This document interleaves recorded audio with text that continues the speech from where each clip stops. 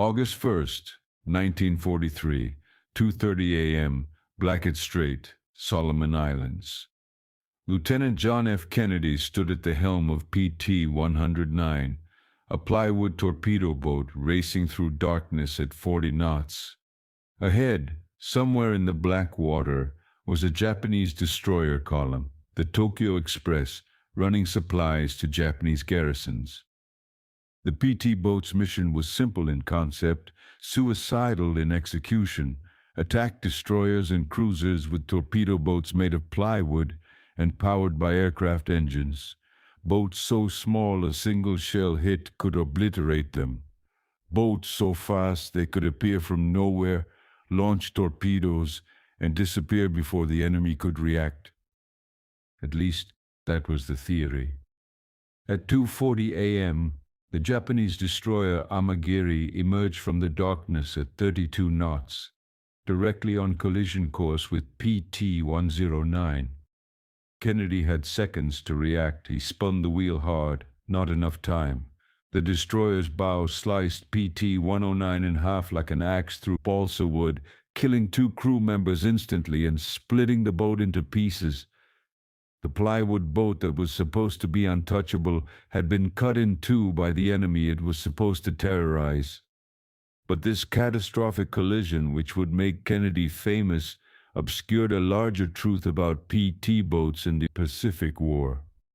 When used correctly, these small, fast, fragile craft were devastating weapons that Japanese commanders learned to fear.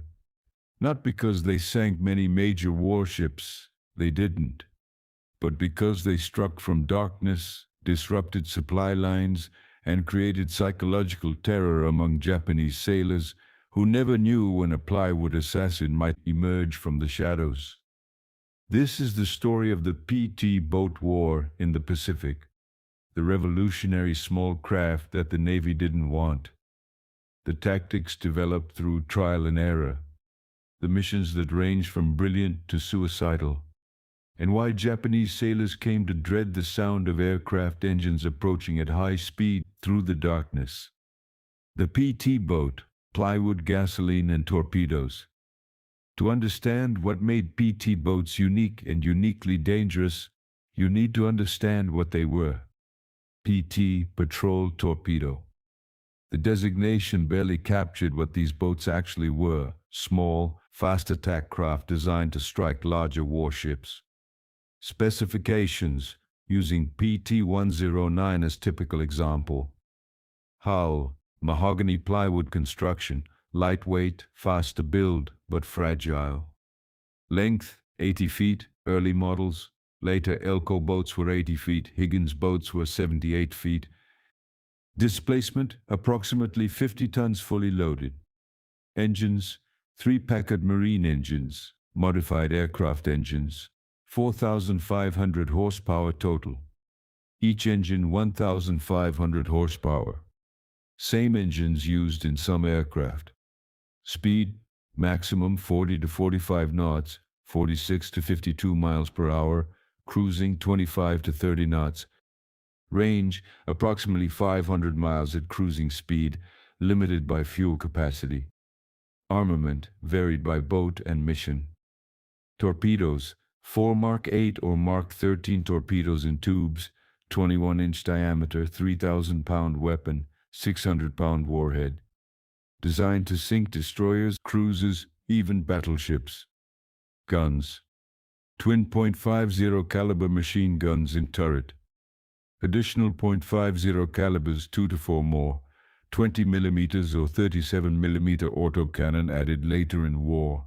Some boats carried mortars or rockets.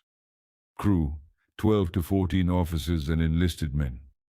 The concept: PT boats were designed to attack at night, use darkness to approach undetected, use speed, close to torpedo range, launch, escape before enemy could react, exploit agility, maneuver to avoid return fire, strike above their weight, small boat attacking ships 100 plus times their size.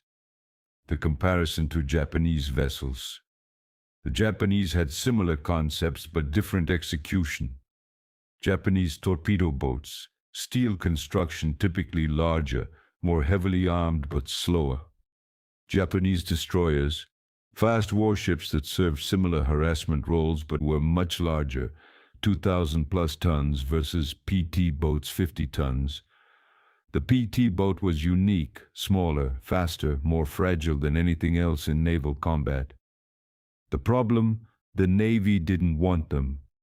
PT boats nearly didn't exist because the U.S. Navy establishment didn't believe in them. The pre-war Navy view. Traditional naval doctrine emphasized large capital ships, battleships, cruisers, destroyers for screening and anti-submarine work. Naval aviation from carriers. Small attack boats didn't fit this doctrine. Too fragile, one hit would destroy them. Limited range, couldn't operate far from bases. Limited armament. Torpedoes were powerful but unreliable. Early war torpedo problems plagued PT boats too.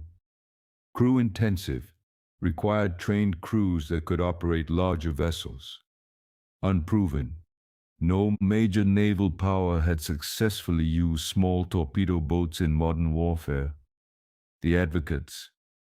PT boats existed despite institutional resistance because of specific advocates. Motor Torpedo Boat Squadron 1 was formed in 1940, before Pearl Harbor, as an experiment. General Douglas MacArthur became a major advocate after PT boats evacuated him from Corregidor in March 1942. His famous quote, "They took me out, they can take anything out." The war's urgency. After Pearl Harbor, the Navy needed every weapon available. PT boats were built because they were quick to construct, plywood construction was fast, used aircraft engines already in production, required smaller shipyard facilities than destroyers, were better than nothing for defending Pacific Islands. The production. Despite skepticism, PT boats were mass-produced. Manufacturers, Elco Naval Division, Electric Launch Company, Higgins Industries.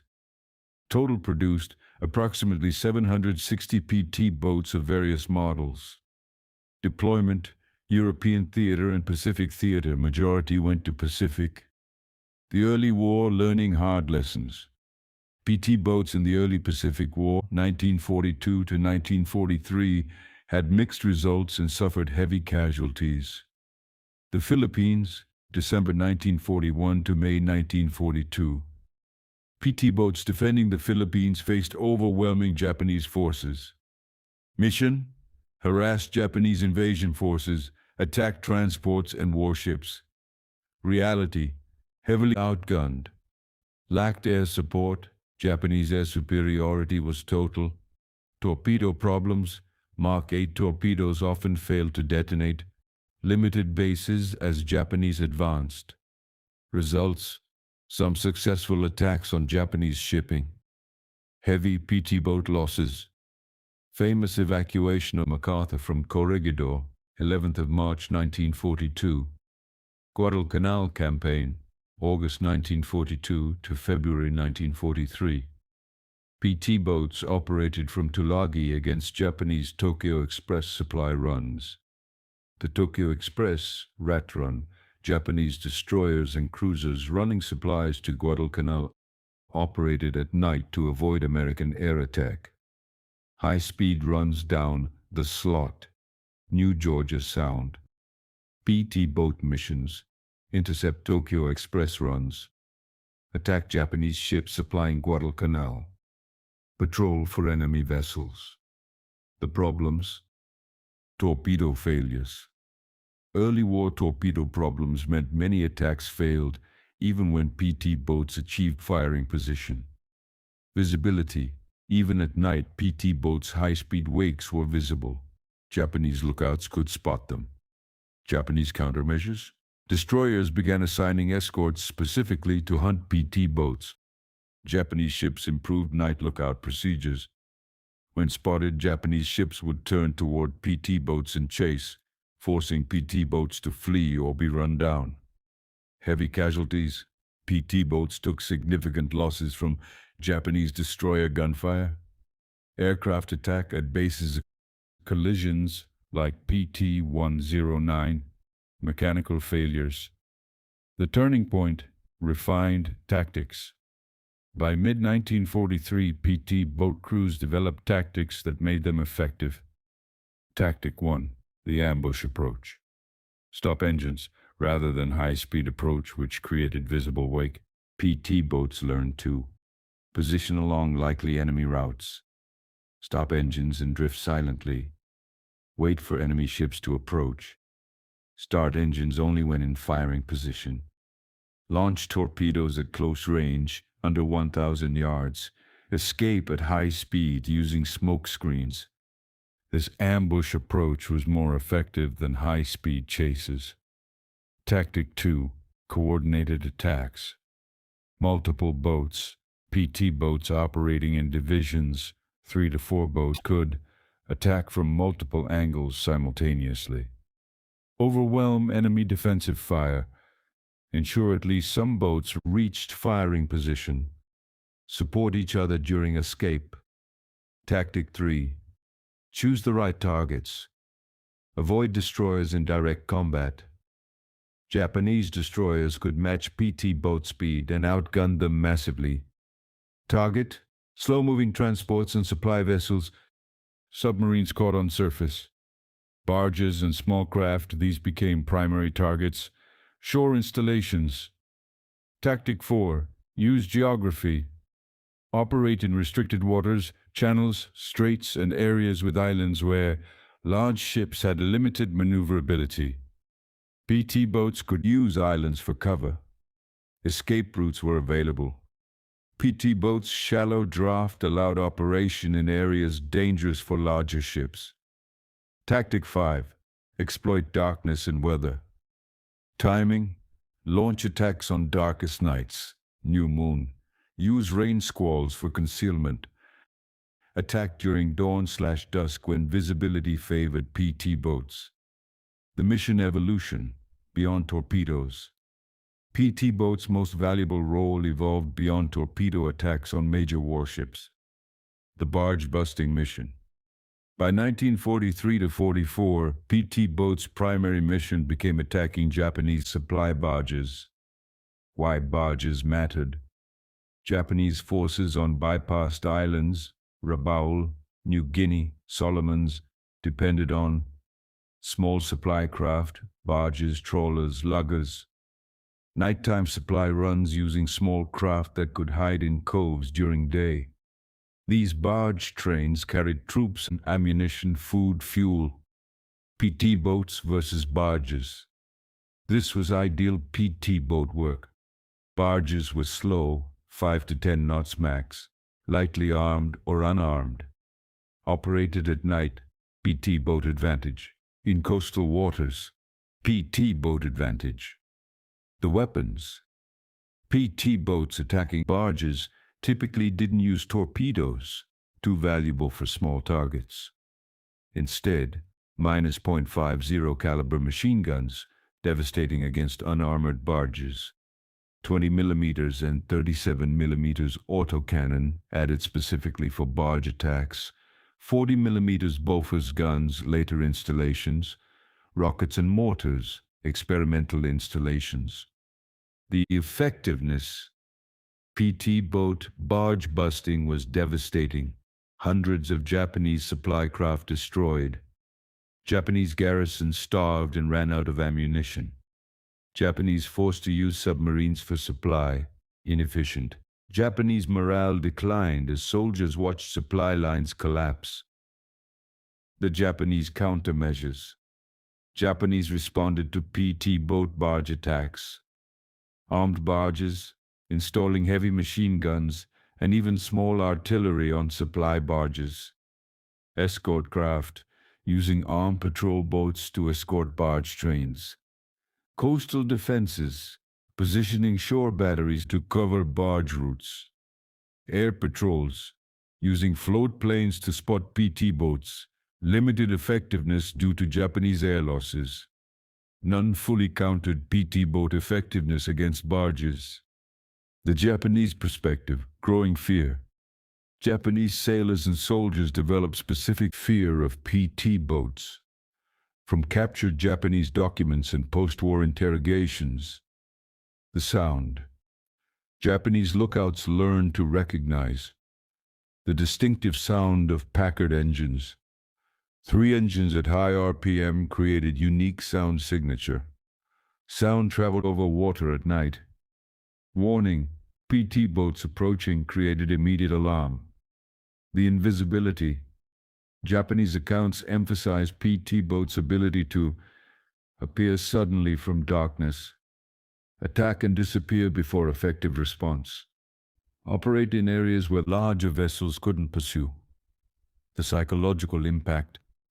For Japanese Navy, the PT boats were like pirates. They struck supply convoys, then vanished. We could not predict where they would attack. Every night run was dangerous. Our destroyers were faster and more powerful, but PT boats chose the engagement conditions. They attacked only when advantageous. When we chased them, they fled into shallow water where we could not follow. For Japanese Army garrisons, soldiers on bypassed islands watched PT boats destroy their supply vessels. Each night we heard the sound of American PT boat engines, then machine gun fire, then flames as our supply barges burned. We knew each burning barge meant less food, less ammunition.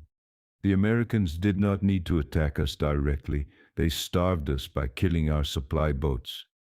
We feared the PT boats more than bombers. Bombers came during day and we could hide. PT boats came at night and killed our supplies. The famous missions, PT boats in action.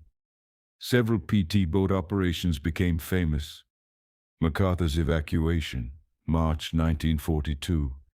4 PT boats evacuated General MacArthur, his family, and staff from Corregidor. PT-41 carried MacArthur. 600-mile journey through Japanese-controlled waters. Evaded Japanese patrols. Reached Mindanao successfully. This mission made PT boats famous and secured MacArthur's advocacy. The Battle of Surigao Strait, October 25, 1944. PT boats played a role in the last battleship versus battleship engagement. PT boats harassed Japanese battleship force entering Surigao Strait. Didn't sink major ships but disrupted formation. Provided early warning to U.S. fleet. Drew Japanese defensive fire. The barge-busting campaigns, 1943 to 1945. Less famous but more significant. New Guinea. PT boats operating from bases on New Guinea coast interdicted Japanese barge traffic. Solomons. PT boat squadrons from Tulagi and other bases attacked Japanese supply lines. Philippines. PT boats supported MacArthur's return by attacking Japanese coastal shipping. Statistics. Approximate. Various sources. PT boats credited with sinking/damaging dozens of Japanese destroyers, cruisers, and auxiliaries, some claims disputed. Destroying hundreds of barges and small craft, documented. Rescuing hundreds of downed airmen. Supporting countless special operations. The PT-109 incident, famous failure, valuable lesson. The PT-109 incident, Kennedy's boat being cut in half, became famous but also illustrated PT boat vulnerabilities. What happened? August 2, 1943. Mission PT-109 and other boats patrolling Blackett Strait to intercept Tokyo Express. The collision, Japanese destroyer Amagiri emerged from darkness. PT-109 attempted evasive maneuver. Insufficient time. Destroyer's bow struck PT-109. Boat cut in half. 2 crew killed instantly. Survivors clung to wreckage. The survival story. Kennedy and survivors swam to small island, Plum Pudding Island, eventually reached another island, made contact with coast watchers, were rescued by another PT boat. What it illustrated. PT boat vulnerabilities, fragile construction, destroyer cut through like paper, visibility issues, despite radar, PT-109 didn't detect destroyer in time, risk of operating in confined waters against larger ships. But also PT boat strengths. Plywood construction meant boat didn't sink immediately, wreckage floated. Small crew size meant survivors could be rescued. PT boat network supported rescue operations. The broader lesson. PT-109 reinforced what commanders were learning. PT boats attacking destroyers head-on was risky. Better to ambush from concealment. Attack slower targets, transports, barges. Use PT boats' advantages. Speed, shallow draft, night operations, rather than directly confronting superior firepower. The European theater, different WAR. PT boats served in the Mediterranean and English Channel with different results. Mediterranean, limited effectiveness against German E-boats, similar craft. Some success against Italian shipping. Supported Allied landings. English Channel, D-Day and after, patrolled against German E-boats. Protected invasion convoys. Mixed results. German E-boats were formidable opponents. The difference from Pacific. European PT boat operations faced more developed enemy coastal defenses. German E-boats, similar performance to PT boats but often better armed. Shorter ranges, European geography, different targets, less barge traffic, more contested waters. PT boats were more effective in Pacific due to Japanese supply dependence on barges, island geography creating ideal operating conditions. Japanese Navy's focus on major fleet operations, less emphasis on small craft warfare. The legacy, influence on naval warfare. PT boats influence post-war naval thinking. The concept validated. Small, fast attack craft proved valuable for coastal warfare.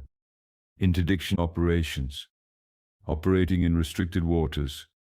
Asymmetric warfare. Post-war developments. Patrol torpedo boats evolved into fast attack craft, modern missile boats using PT boat concept, small, fast platforms, heavy armament, missiles instead of torpedoes, hit-and-run tactics, coastal/littoral operations. Examples: Israeli Saar-class missile boats, Soviet Osa-class missile boats, American Pegasus-class hydrofoils, spiritual successors, special operations craft, Navy SEAL delivery vehicles and small craft drew on PT boat concepts. Special operations emphasis on speed, stealth, small footprint. The statistics, what PT boats accomplished. Production, approximately 760 PT boats built, various models.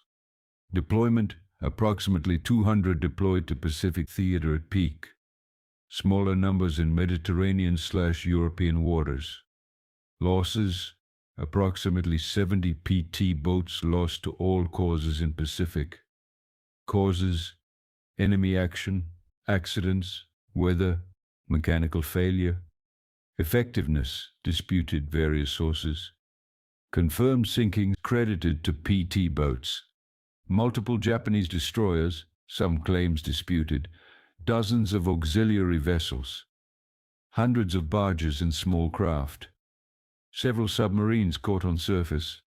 Supporting roles, rescued hundreds of downed airmen, supported amphibious operations, provided early warning of enemy ship movements, conducted special operations missions. The assessment: PT boats didn't sink large numbers of major warships. Torpedo problems and tactical realities limited this.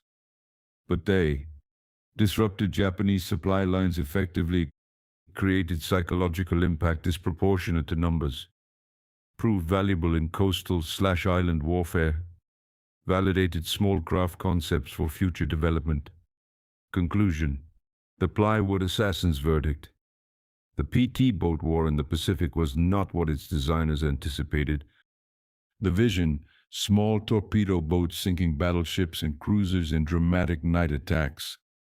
The reality, small torpedo boats interdicting supply barges and creating havoc in Japanese coastal waters. But reality turned out to be more valuable than vision.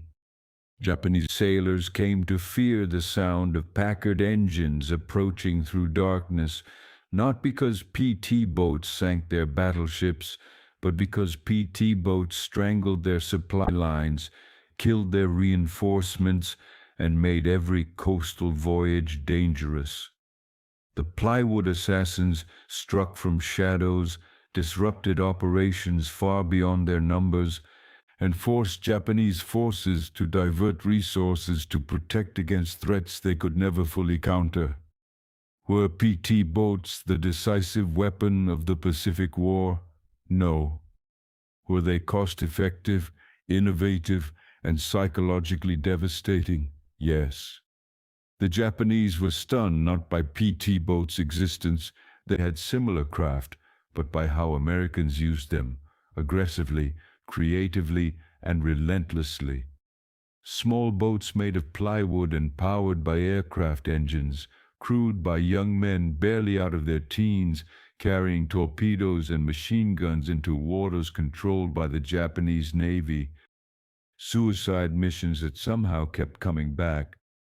Pirates in Navy uniforms. Assassins striking from darkness. The plywood boats the Navy didn't want became the boats Japanese sailors feared. That's the PT boat war, fast, fragile, and feared.